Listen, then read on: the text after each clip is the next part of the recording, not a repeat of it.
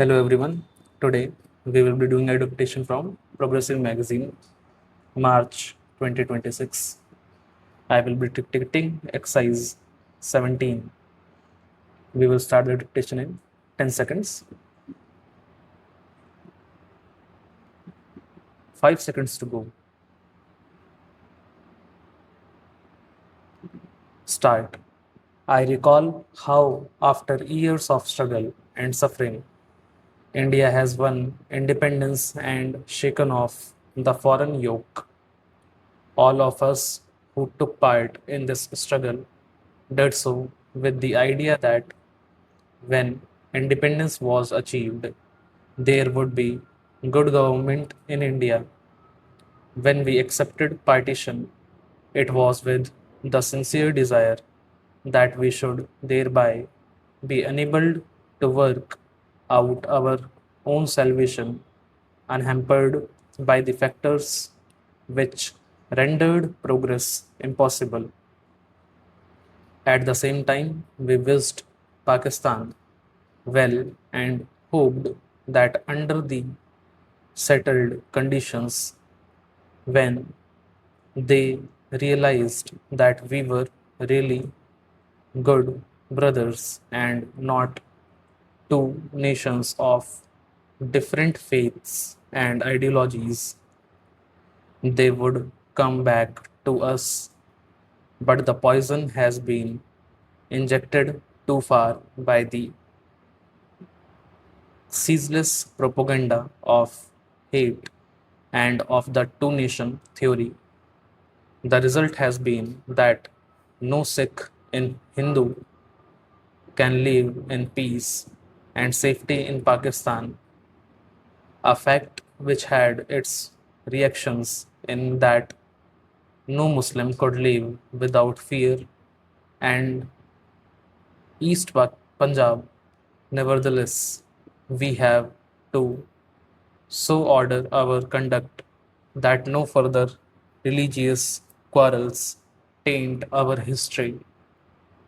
We must all live in amity and goodwill and must not tolerate Gunda Raj, which is being perpetrated in various areas owing to the spirit of lawlessness which the last few weeks have generated and promoted.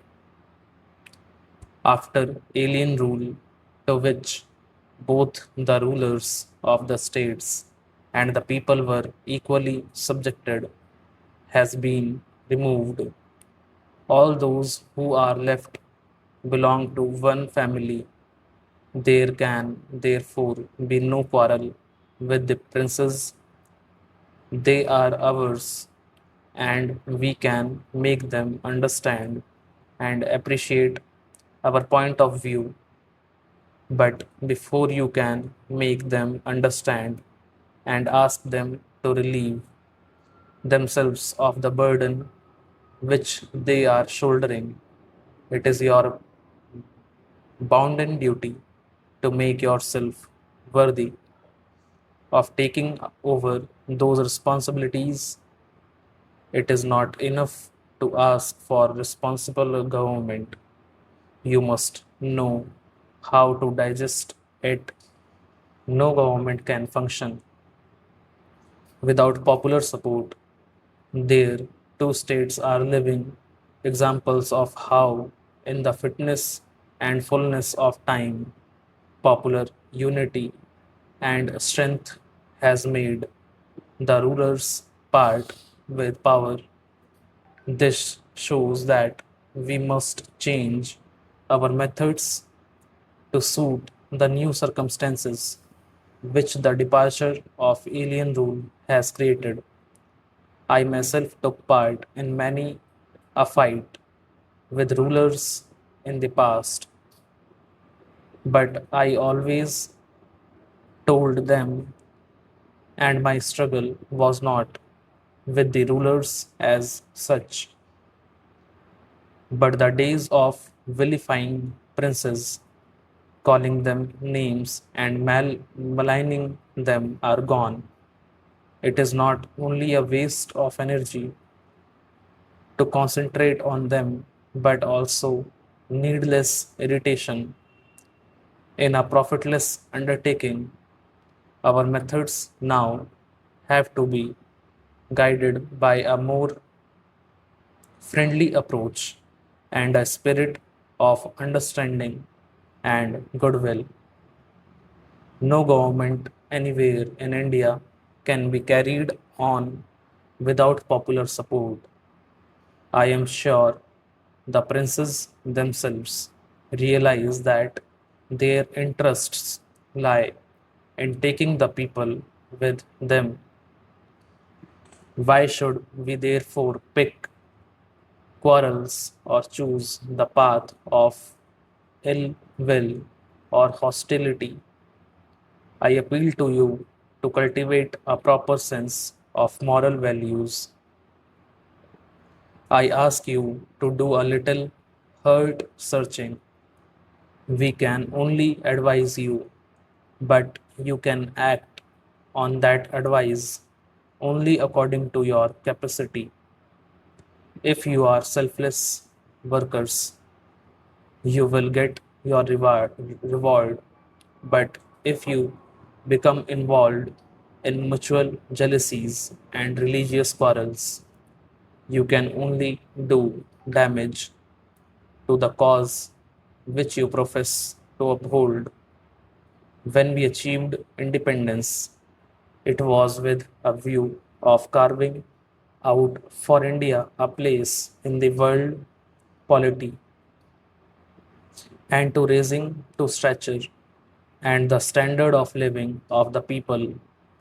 Instead, we find ourselves fully preoccupied with the task of meeting the most gigantic problem of refugee relief that has ever faced man in human history. This is not the time to involve ourselves in needless disputes, nor can we ever afford to follow the mirage of many stands like Khalistan's and Sikhistan's or Jatistan's.